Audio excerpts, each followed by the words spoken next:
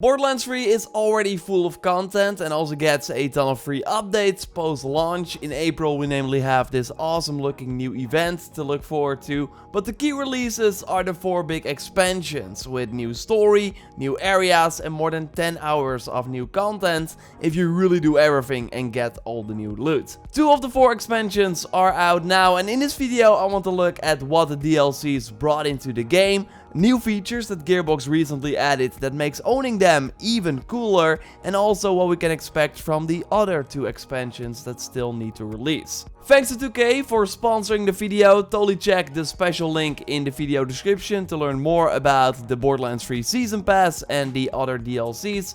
A like on the video would be super appreciated, and let's go. The 2 expansions that we got so far have been great extensions of what I love of Borderlands 3, and that is going through different environments, blowing up enemies with crazy weapons, and then finding new weapons to do it all over again. And at one point you've seen it all in the main game. You have humiliated Graveward enough, or seen Trant explode into hopefully some legendary loot for the 50th time. And I like how these expansions bring some much needed fresh air to the loot grinds. In the Handsome Jackpot we could blow up the loader bots again, something I did miss from Borderlands 2, and they even added some new ones that we had to destroy. And this Guns, Love and Tentacles DLC even brought it to the next level, with many never seen before enemy types that introduced some welcome variety.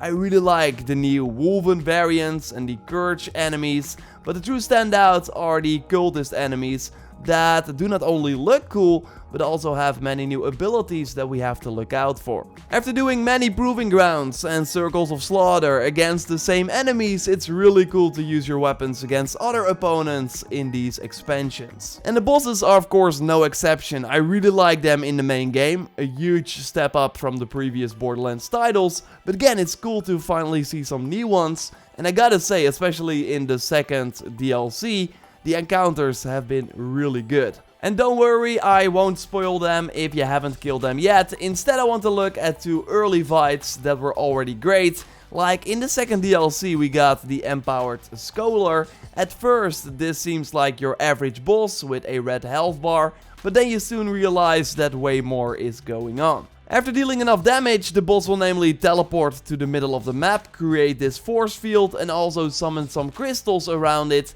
that you quickly have to destroy, otherwise he will regenerate some health. This will then happen a second time during the fight, but now on a floating platform that you can only reach by jumping on a moving stone that circles around the boss. But now the boss is regenerating a shield that you have to nuke first. Cultist enemies will appear to make your life even harder, but there is also a third phase where the boss will teleport to a platform on the left side and now regenerate armor if you don't shoot the crystals quick enough. I really enjoyed this fight, and it's one that also tests your platforming skills instead of just your raw power. And there are way more of these awesome encounters in the second expansion. But the Moxxi's Heist DLC also had some cool fights, like when we had to kill the Scrap Traps, the aggressive and broken Clap Traps before fighting a bigger variant. And the cool thing about this encounter, and something we actually see for other DLC encounters as well, is that you can redo them without having to quit to the main menu.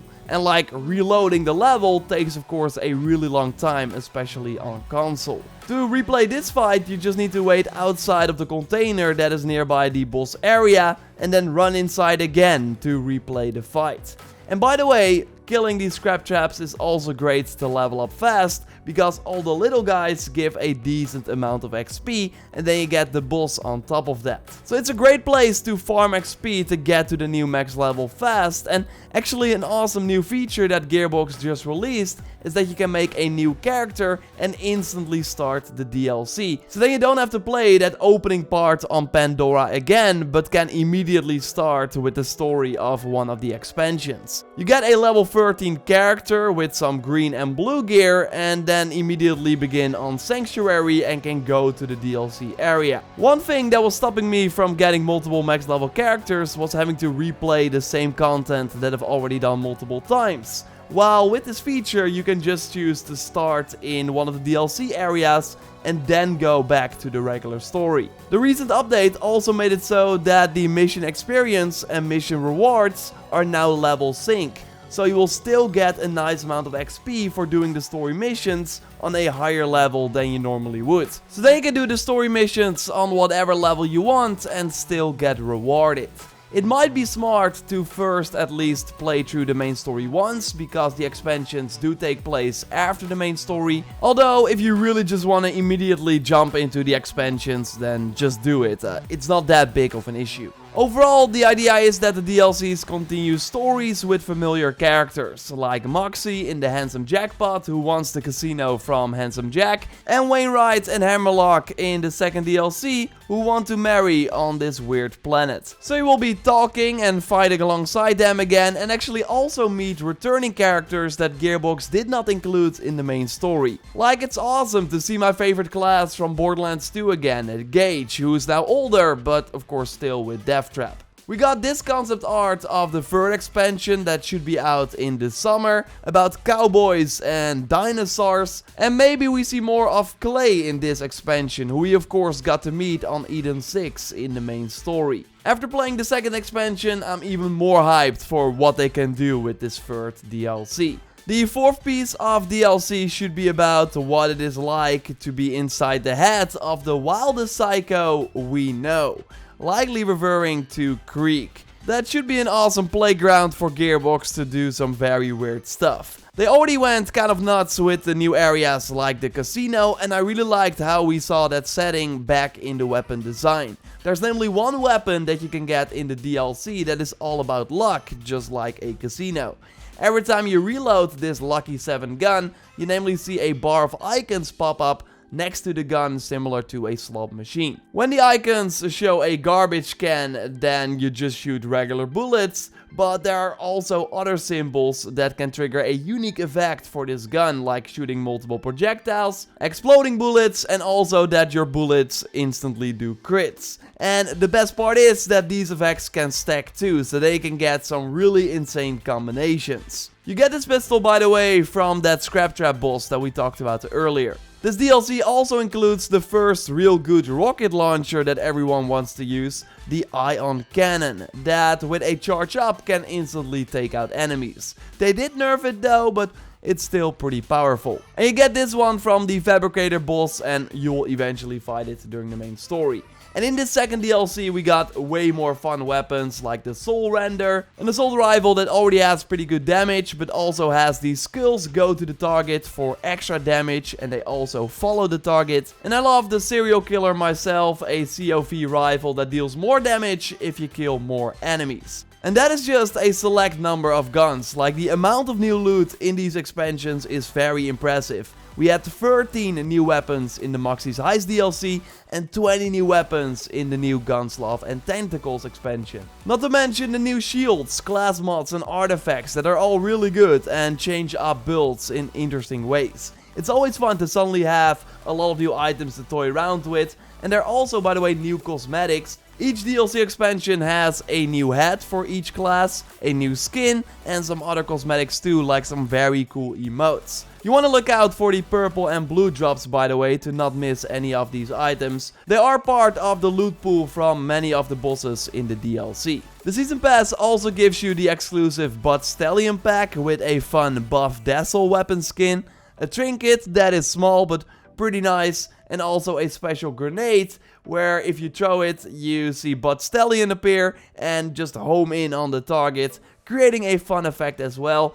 It's not very strong, but it does look cool. Subscribe for way more Borderlands 3 coverage. I want to do a video on the big new updates and events that are going on, so keep an eye out for that soon. Thanks again to 2K for sponsoring the video. The Season Pass is, by the way, on sale right now. Click the special link in the video description if you want to check it out. A like on the video would be super appreciated, and I went full in depth on 10 of the new weapons that you totally want to get from DLC 2. You can watch that video by clicking on the screen or at the end of the gambling session that Dennis and I always like to do at the end of a Borderlands 3 video. Yes, Dennis, and another cool thing that you get in the first expansion of Borderlands 3 is this cool robot fight. Let's immediately start. How is it going to work, Dennis? So 2 robots are gonna spawn. The left side is mine, because you bet it on red, I think. And the right side is yours. And yeah, they're gonna fight, and basically, well, if you bet on the winning one, you get money. So both of us get money, but we've turned it into a little competition between the two of us. Mm-hmm. Um, And this was part of a side mission that you can do in this yeah, you multi-side need series. to complete a side quest in order to do this. Come on. I think you have the better guy though. I don't know. We've Why been is it wrong called- about that before. Why is it called Mine awful, is called awful Awful game? Gamer. Yeah. I don't know. I think this one is just born to lose. Mine is called Polico. Both of them are throwing grenades. Oh yeah, sometimes it can take a while. It can take a little while, yeah. This is not the most exciting fight we've watched yet. I mean, on the other hand, we don't know who's going to win. Normally it's the ice loader, so. well, the ice loader has been defeated once before. Oh, yeah. I think by the bot that's now fighting on your side, if I remember correctly. Really? I think that was just a regular one. It was either the regular one or the small one. It was Yeah, I think the something really small one. unexpected. I think the small one. Well, Awful Gamer not living up to his name because he's still standing. Yeah, I never thought I would say this out loud, but I'm leaning towards Awful Gamer here. Yeah. I think he's got a real shot at it. Got a bright future ahead of him. Yeah, mine is having a hard time now, as you can see. Actually, if you fire the soul render, do the skulls go to the bolts now? Oh, never mind. Alpha Gamer lost, which means you won. Congratulations. Yeah. Always bet against Awful Gamer. Totally subscribe, of course, for way more Borderlands 3 coverage. We will be talking about the new update that recently happened very soon, so keep it locked for that. And totally check out our previous video on the new weapons that you can get in DLC 2 and that are very powerful. For now, we will speak to you next time, and goodbye.